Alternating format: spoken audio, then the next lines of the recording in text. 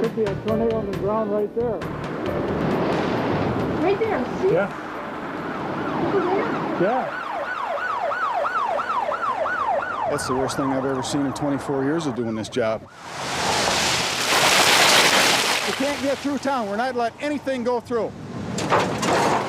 There's houses down, trees down, tops of buildings off. The courthouse, half the top is gone off of that. It's a mess. At 4:45, it moved right through the town of Humphrey. You okay? All this smells good. Upstairs is clear. It's quite devastating to look at it. I'm hoping, we can rebuild. Our downtown is in very bad disrepair.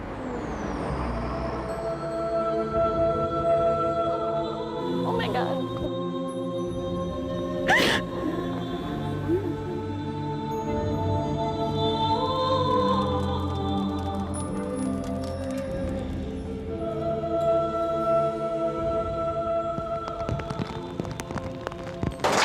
A stormy Sunday afternoon brought mayhem to St. Peter. Just see the clouds turning and turning, and pretty soon you could see it coming down. At least one funnel cloud hopped, skipped, and tore its way through the town of 10,000. You could just see the black clouds swirling, and then all of a sudden you could hear the roar of the train. Only part of Mary Finisgard's home is still standing. I used to have a porch there in the roof, and it was just all sided. Yeah. Her neighborhood is an intersection of disaster. We don't get many down here in the valley. And I always said if we ever got one down here, it was going to be bad. And it is.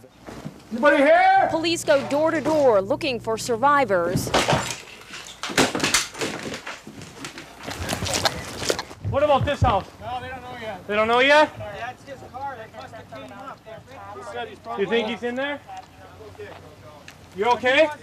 And as darkness quickly fell, people gathered what they could. Odie and Mouse. Tonight, they counted their blessings Thank God they've got the warning systems now because we were all down there safe and sound. and wondered what's next. I guess tomorrow will tell.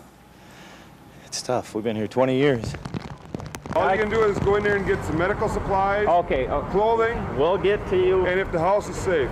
Okay. The loss of their houses wasn't bad enough. This morning, the residents of Comfrey found themselves shut out of their own town. Hey, don't we get to go in? This is what Leon Hillesheim and the others left behind when they were ordered out of Comfrey last night. A main street that looked like a bomb had been dropped. The corner bar, the drugstore, the fire department, and the steeple that once stood high atop Faith Lutheran Church, now speared in the ground, top down, on the front lawn. You waving him around me. Leon and the others wanted in badly, There's enough mass confusion. I know there is. You're trying to cause more. I'm not but it would have to be on the terms of their elected officials. Clothes and medication is what they're basically talking about, and that's all. And they want you out within an hour. My brother from Maple Grove was talking to them on the phone when the sirens went off. Diane Deutsch drove down from the Twin Cities to help her parents collect a few belongings. He's 87 and Mom's 80. And they've been on their farm for all their life, and we just moved them here 7 months ago. It was terrible to see. Art Kratz and his wife Ann rode out the storm in their apartment, but lost nearly everything. That grandfather's clock up there my brother made for my dad, Mom, out of the walnut wood from their farm. These are the things that will be hardest to replace, It was her 80th birthday last week. something with which Comfrey We were China is still coming to grips. It's okay. It's okay. It's all right, Dad. We'll get you a nice place again. Okay? And I seen it coming, and my nephew was with me, and we were buckled in, and I just grabbed his hand, and I said, we gotta start praying. Dave Harry and his 13-year-old nephew were driving home when suddenly they were caught in the tornado, and their vehicle began rolling over and over. It just flipped me and rolled me this way, and it landed back on its wheels, luckily, and I kicked the door open again, and then we ended up over here, and 2x4s were just hitting me in the head, and that little tree right there, I ended up crawling behind that. My nephew was right over there, about 20 yards away, and I got him over to the tree and just huddled over him, held onto the tree. Harry, who was covered with bruises and scrapes, hobbled to the tree that he clung to for dear life. I mean, that little tree saved our life. I was holding on, and he came over, and I just laid over the top of him. And I had an Explorer sitting here and an S10 pickup, and the S10 pickup's right over against the trees, and we figured the Explorer went through the corner of Hunt's house there and ended up right behind their house. Ty Brown is certainly thankful he wasn't in one of his vehicles when they were catapulted some 200 yards across the street and behind a neighbor's house. Brown had run to the basement. And I just got to the bottom when I was in the front there, and I looked up, and the eaves were going, and then that soffit started leaving, and I knew we were in trouble then, and it sounded like 8 freight trains running over the house. Not anything I want. I know, honey, but I'm just saying, let's... Okay. Oh, one earring that you gave me. Oh, there it is. It's right here. What? Oh my God. You're so cute. See, I told you I would find it. You got it. On the campus at Gustavus Adolphus, the good King Gustav himself lies face down in the mud. Perhaps it's just as well. Truth is, there's not much here he'd want to see. Not a scene left unmarred by this storm. And despite the best of intentions, laborers here know there will be no quick fixes. All the money in the world cannot put this place back together again. How big of a job is this? I couldn't begin to guess. Couldn't begin. Reality is, this is how you fix these problems, even with the tens of millions of dollars that'll be spent here. You pick up the pieces one at a time. Engineers are left with flashlights in the dark. It's overwhelming, really. You know, when we came down, we didn't expect this amount of damage, so it's hard to. It's just so extensive. We're just trying to get a handle on it right now. There is hope in the destruction, unique symbols in this unique place rising from the wreckage everywhere, promising happier times again. It's okay. It's okay. All right, Dad. I'll get you a nice place again.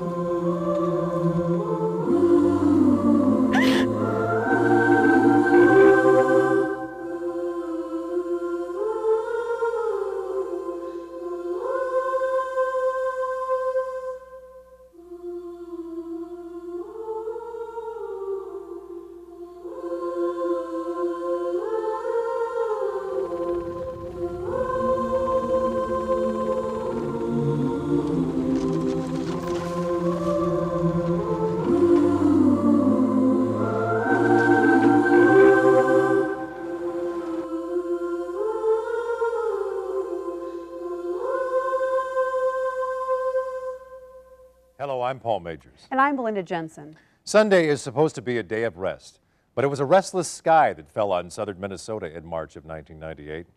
4 counties would be declared disaster areas. Farmers, anxious to begin spring planting, found themselves clinging to the earth for their very survival. Churches preparing for the Christian Holy Week were battered and sometimes devoured by a series of powerful tornadoes that broke hearts and history.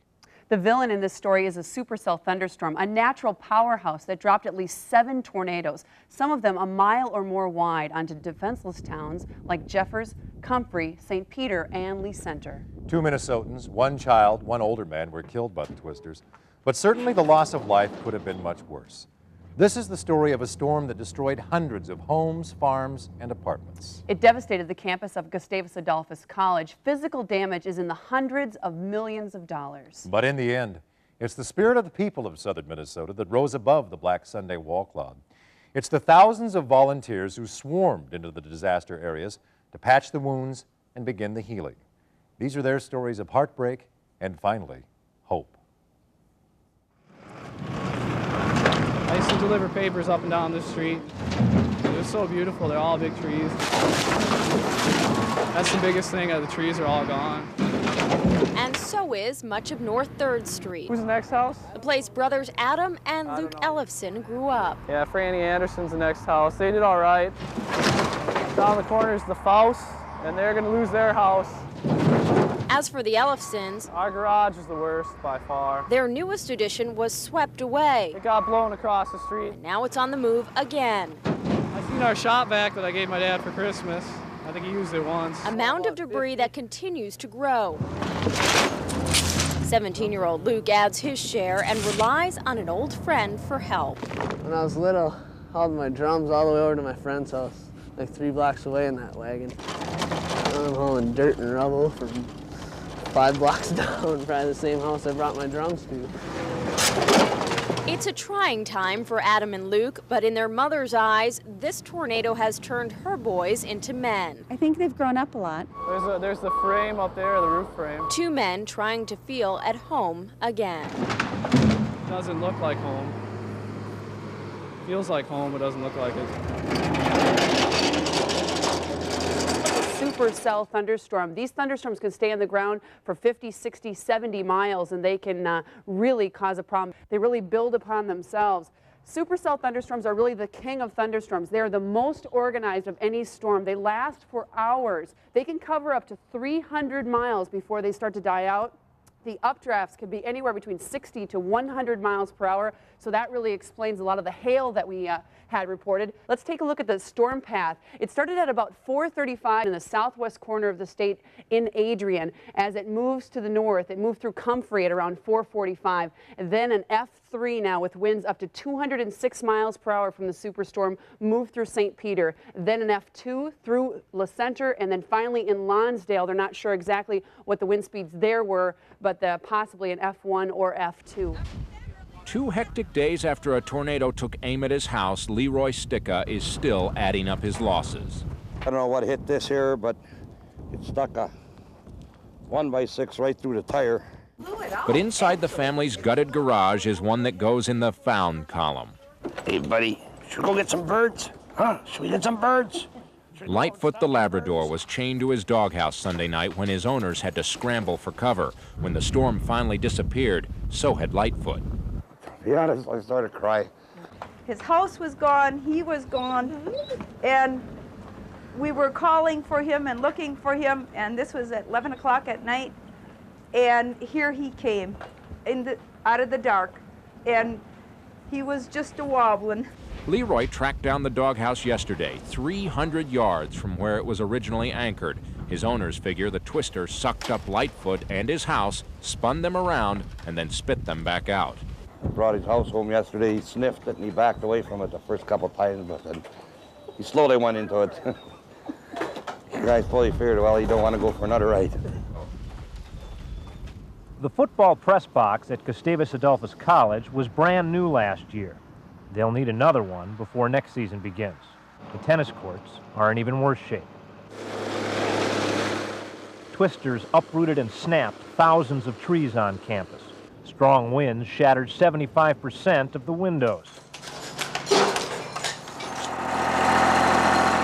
New glass alone won't be enough for the hundreds of cars towed to a lot they're calling the graveyard. At a real cemetery across the street, meanwhile, Mother Nature showed no respect for the dead. We're working to establish a temporary clinic. We're hoping by next week to have a trailer in the parking lot here. A trailer in the parking lot because the tornado obliterated the dental center where Greg Ingalls used to work. Having that old town flavor and feeling, you know, you wonder, is that going to be recaptured ever again, at least in our lifetime? The devastation is overwhelming. Almost too much to comprehend, even after seeing it with your own eyes. Downtown businesses piled in a heap. Nothing where a garage used to be. Blue tarps replacing rooftops as far as the eye can see. A community's sense of security shaken, literally, to its very foundation. Basically, the house all got lifted up and shifted. Tom Brown and his wife Dawn bought this old Victorian home just 2 months ago. The tornado struck before they even had a chance to move in. I was just physically sick. My body was just ill. It's a house, but the memories are there, you know, and you can't replace those things. Next door, Kathy Strand is mourning the loss of her childhood home, the house where her mother still lives. We cry on and off all day long, you know. You find certain things that make you cry, and then you find things that make you laugh. And basically you always go back to the fact that we're all okay. In the midst of chaos, the morning paper is a welcome sign that life is slowly getting back to normal, even if much of the news is still bad. There's some places like my grandpa's house that didn't get any damage at all, just a little garbage in the yard. And then there are other houses that are just completely toppled over. Nothing will ever be the same. The whole town will never be the same. It's true, nothing will ever be the same around here. Tornadoes have a powerful way of doing that to a community. It looks like hell in the heart of Brown County farm country. Yeah, I'd burn it up. On the Drexler farm, they're burning family history pages ripped up by Sunday's storm. You know, a building doesn't look right when it's laying all on the ground. It's supposed to be standing up. John Drexler's barn must go. You worked on this farm all the time with your dad and stuff, and that's the part that's kind of hard. He wouldn't let anybody know, you know, behind closed doors, if we can find any. You know, then he cries. The Drexler's home, a half-dozen buildings, 3 generations of work destroyed in seconds by a tornado. We waited for the train, but we never heard it. It was just a massive noise. Right there, see? Yeah. Neighbor Roy Yanni captured Sunday's monster on tape. The videotape doesn't do the twister justice, just like videotapes of damage doesn't do the damage justice. You can see how it ran up this direction. Sheriff Larry Peterson tours the mile-wide Twister's 36-mile path. Today, smoke twisters dot the county. I never want to see it again. We just don't know where to start, you know. It's just a mess. At the Drexler's battered place, friends and family help. The flames help too. If it lays around too long, you know, if it lays here all summer, you know, it just makes you feel that much worse every time you see it. They're burning Brown County's hell. Here, farm equipment survived, and the Drexlers plan to stay planted in their heaven. This is your home, you know. You're not going to leave, you know. This is our life. This is where we are. As the volunteers get closer to the disaster site, the scenery begins to change. Look at that. So does the weather. It's cold and damp in St. Peter, and the mood changes. Now the real work begins. The assignment is simple: help with cleanup. Volunteers fan out across the city. St. Peter resident Dave Andros appreciates the help. People like roaming around looking for stuff to do, and then they grab whatever they have to do and they start doing it. And it's really helpful, because otherwise for one person to do it all, even on your own property alone, it just can be overwhelming. Okay, students, welcome back. Welcome back to the first day of school since the tornado. Well, the Nicollet School was undamaged. The tornado had knocked out the electricity. May I have your attention, please? Students had helped with the cleanup individually the last 3 days. Now 7th and 8th graders would work in Mankato. High school crews would go to St. Peter, and 40 seniors would help in Comfrey. Help has been tremendous around here. Dan Amsden was talking about trained volunteers like heavy equipment operators and firefighters. Sunday night we had all kinds of help even already. Dan Amsden felt grateful for the firefighters who were searching the ruins of Memorial Hall for purses and such. 50 or 60 partygoers had abandoned them at a wedding reception interrupted by the tornado. Other volunteers just cleaned up. A group of 15 came from Granite Falls, wanting to give back. Kate, the flood last year over this. It's a mess. I've never seen a mess like this before, ever. Some of them got pretty wet down there, and they're just happy that people come to help us, so now we're going to pay them back. We've been out here since 10:30. 4 hours into it, and Ryan Piper is still going strong. Get whatever tools are available and get the job done. Ryan's just one of hundreds of kids who've come to St. Peter simply because it's the right thing to do. We got out of classes if we wanted to come help. So got excused for that, so why not? Today, students are learning out of doors a lesson about giving. And there's a lot of giving going on in St. Peter. Yeah, there's a lot of people here, so it's hard to find people who haven't had help already. Hervé Hofferbert and her grandson needed the help. And you can imagine what a job that would be if we had to do that alone. And without even asking, worker bees landed on her lawn. And they're just troopers. They just go at it and don't give up, smiling, laughing. It's just overwhelming. You don't know how you're going to thank them. But the thanks are understood. I mean, it's just what's down inside, you know, it's something nice to do for somebody else. It's a lot of fun just to get out here and kind of get dirty. It's unreal just what that wind can do for damage. For 3 straight days now, Mark Shipman has been working his way through the rubble. Above and beyond the call of duty. When a tornado hits, The heck of a mess. a bulldozer operator couldn't have a more important engagement. In fact, the tornado ranks as one of the biggest events in Mark's life. Yeah, nothing this exciting's ever happened around here. This afternoon, he cleared room in his schedule I, Mark, take you, Brandy, to be my wife. for another. Sickness, sin, and health. Mark no more than stepped off his bulldozer, and he was standing at the altar Until we're parted by death. with his fiancée Brandy. Why should one act of God, they reasoned, cancel another? A very lucky guy. Strange thing is, when they called him lucky, they weren't even thinking about Mark's wedding. He's been lucky his whole life. Mark and Brandy were working on a pickup truck inside this shed Sunday afternoon and left 5 minutes before the tornado made it a pancake. See, that bend that's all crunched up over there was laying on top of this. The honeymoon will have to wait till the mess is cleared up. Their car is wrecked anyway, but with so much of southern Minnesota put asunder, it was good to see some putting together. Go for it. Watch your steps. Watch your steps. There you go. As soon as I saw the Gustavus on the top of the hill without any trees and the chapel steeple down, it was devastating.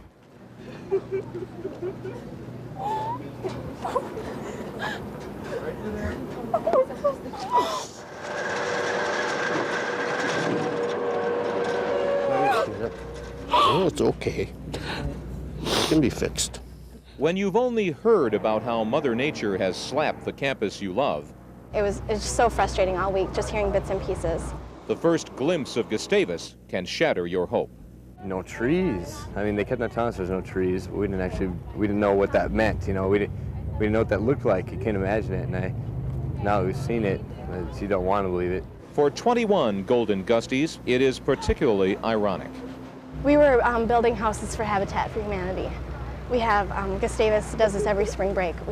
There's over 200 people from campus who go out. There was trips that went all over the country. They spent their spring break making homes in Connecticut, while the tornado unmade their own homes. They built something else on their trip, relationships born of tragedy, nurtured by common work and determination that can last a lifetime. We had that all week long. We had that kind of bonding, and we didn't want that to end at all. So they sang, and they prayed, and finally, they cheered. Hey, Gusties shine, night Gusties shine. Feed 'em bustin', that's a custom Gusties a shine.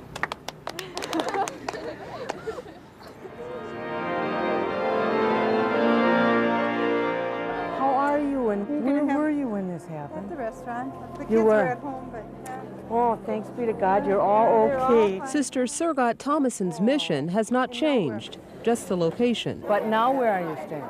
well, we're going to stay with friends tonight, and then I think we'll go by the mobile home tomorrow. Sister Thomason's home church, St. Peter, was devastated by last Sunday's tornado.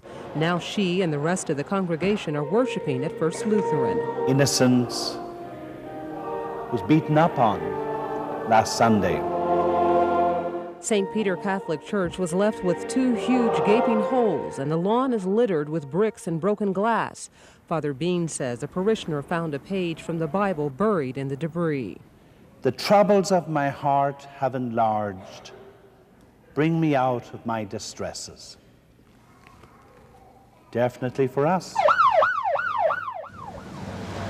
The morning after the storm, First Lutheran Church pastor Elizabeth Yates drove by St. Peter. It made me cry. Such devastation.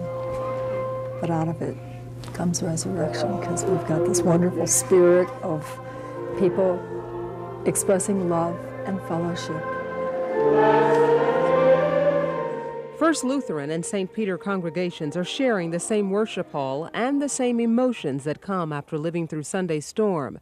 Dan Wagshed's family and home were untouched by the tornado. You feel guilty to have everything you have. And there's a few people that say they might leave town, but they've missed the spirit of St. Peter. A spirit deeply rooted in faith. And to heal the wounds of our community. Bringing together two churches that otherwise would have only shared the same city is but one powerful result of the storm. Oh, thanks be to God, you're all okay. This is so wonderful that we can share your church with you. It's all got to come out because we're going to level the building. Well, it was a table saw. 7 days of picking up the pieces for John Makala. My spring cleaning will probably extend into fall. Just seen it earlier when it was really messy. It looks clean now. A week ago, my biggest worry was, putting down some lawn seed and fertilizer. This Sunday, there's just cleaning. Last Sunday, St. Peter was turned upside down. It was a day just like today. But the sun disappeared last Sunday. Right around 5:30, 5:25, I was up in the kitchen basting the turkey. A black wall ripped the Makalas. I had a barn here and a silo there, and there was a chicken coop there. Just the beginning of the Twisters' assault on St. Peter. We're trying to clean up. For the Makalas and others, there was a home to return to a week ago. No, we have to live in another place. Now we have to live in another place, yeah. It'll be all right, though. Tough for 2-year-olds and grown-ups. When am I going to quit having a headache? Everything flew away, huh? Last Sunday, everything changed for the Makalas. 5:30. Right to the hour, isn't it, John? Right to the hour. Turkey's still in the kitchen from a week ago. It's a Sunday around here they'll never forget. Kept waiting to wake up. That had never happened, but it's been a week. I haven't woke up yet, so hope I do soon. And I always said if we ever got one down here, it was going to be bad. And it is. Do you think he's in there? You okay? Where are you at? The property losses are clearly tragic, but those we can replace. We have piles of tin in our yard, but we're okay. That's all that counts.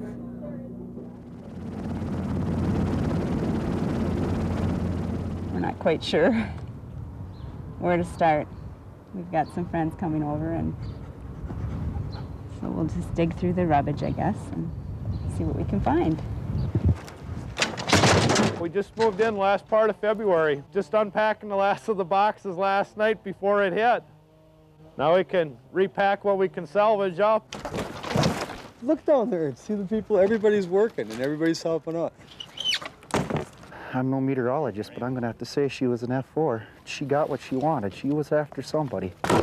Floor started to flutter. My daughter started to elevate off the ground here. I grabbed her here like this. I threw my boy down in the corner, pulled my daughter in and covered him, and proceeded to get nailed in the back by all kinds of debris. I feel very lucky. I'm glad. I mean, I didn't want to be planning a funeral today and picking up my house. Yeah, we're very lucky. We can replace this, but I never replace my kids. Everybody's safe. Missing one dog. Their 17-year-old, he's kind of the legend in the family. I'm afraid he's going to be sorely missed. Hoping to find him today. Maybe some other memories. But you take a good look around you, there's one memory that ain't going to go away. That's for sure. That's for sure. The proceeds of this program you have purchased will be poured into relief plans for the people whose lives, homes, and jobs were turned upside down by the storms. That money will be added to a grant from the Gannett Foundation. The Salvation Army, the Red Cross, and Lutheran Social Services, who are doing so much to help the victims of the tornadoes, will share this money. All of us at KARE 11 thank you for caring and helping.